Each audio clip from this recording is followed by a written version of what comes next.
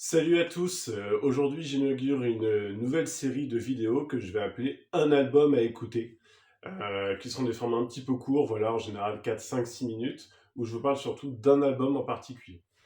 Aujourd'hui, ça va être James Labrie, donc le chanteur et un des frontman du groupe de métal Dream Theater, évidemment, et on s'intéresse à sa carrière solo avec ce deuxième album de 2013 qui s'appelle Impermanent Resonance. Ça a été réédité, je pense, il y a 1 an ou 2 chez Musical Vinyl, qui est un des labels qui represse des vinyles en super qualité, avec toujours des belles éditions qui sont numérotées. Moi, je l'ai numéro 998. Et donc, je me suis intéressé un petit peu comme ça. Je suis dit, ah tiens, il réédite ça. Qu'est-ce que ça vaut, au fait, la carrière solo du chanteur de Dream Theater? Sachant que je suis, comme certains, pas forcément le plus grand admirateur de James Labrie au sein de Dream Theater. Là, pour le coup, je me suis pris une bonne claque. Je me suis pris une bonne claque dans la gueule en écoutant cet album-là. J'adore. C'est du métal progressif, mais alors super accessible. La particularité, c'est que tous les chants clairs sont assurés évidemment par James Labrie. Et après, il y a un batteur qui chante également et qui fait plutôt des parties en growl. Donc ce qui, moi, de prime abord, pourrait plutôt me rebuter. Mais ça fonctionne de fou. C'est-à-dire qu'il y a des parties en growl et après des parties en chant clair de James Labrie. Et il y a un sens de la mélodie et du refrain qui est hyper fort. Et moi, ça fonctionne carrément. Vous saupoudrez ça avec un petit peu de sample électro, des claviers qui sont bien sentis, une section rythmique à la guitare, en tout cas qui est assez classique, mais qui fait grave le taf.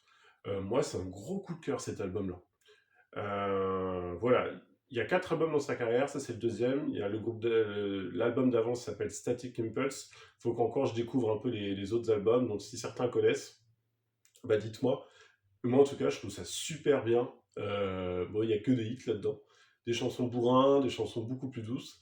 Et j'avoue que j'ai vraiment apprécié le chant de James Labrie sur ce type d'album. Petit unboxing en même temps. Je l'ai acheté il n'y a pas longtemps, parce que je l'ai découvert et j'ai eu la chance de tomber dessus après à la FNAC, dans cette réédition de chez Music on Vinyl.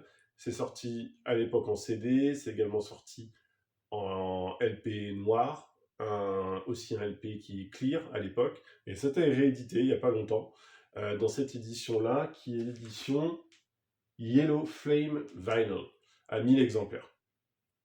Voilà, je vous montre derrière. Une édition assez simple, que j'ai payé 25 €.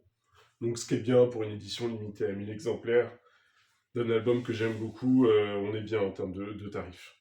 C'est un simple fourreau. Voilà, ils sont pas trop embêtés chez Music of Vanilla, ils font bien les choses, mais voilà, en général sur ces rééditions-là, c'est pas un gatefold ni rien. Tac. J'aime beaucoup l'artwork en plus que je vous ai montré longuement en début de vidéo. Je le trouve très beau. Hop, évidemment, on va regarder la tranche de vinyle parce que vous n'êtes là que pour ça. Hop. Ah, c'est très joli. C'est très joli. Hop, je vous montre la side A. Voilà. Un beau jaune orangé avec plein de marbrures, etc.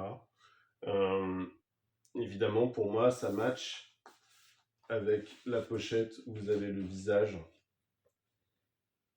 qui est un petit peu en train de brûler ou de chauffer, on ne sait pas trop. Mais voilà. Ça me fait un petit peu penser aussi en termes de style à du Soulwork. Certains, je pense, comprendront un petit peu la comparaison. Mais vous avez des parties qui sont en gros et puis des parties qui sont en chant clair et qui sont immédiatement mémorisables. Enfin, vous entendez le truc, vous l'avez pour la journée dans la tête. Et voilà, gros coup de cœur pour moi. Du coup, je vais m'intéresser à la suite de la carrière. Et ça m'a donné aussi envie de me réintéresser à Dream Theater. Et à ce titre-là, j'irai voir Dream Theater en concert au Nancy. Et ça m'a également donné envie de me réintéresser à la carrière de Dream Theater, que j'aime beaucoup aussi. Mais voilà, comme vous savez, le prog pur et dur, un peu comme Dream Theater, bah, faut se les bouffer les albums des fois, donc c'est sûr que c'est un petit peu plus exigeant en termes d'écoute. Mais pour le coup, cet album-là, pas du tout. Je trouve que c'est facile à écouter. C'est un très bon album, je vous encourage vraiment à l'écouter. A plus, salut!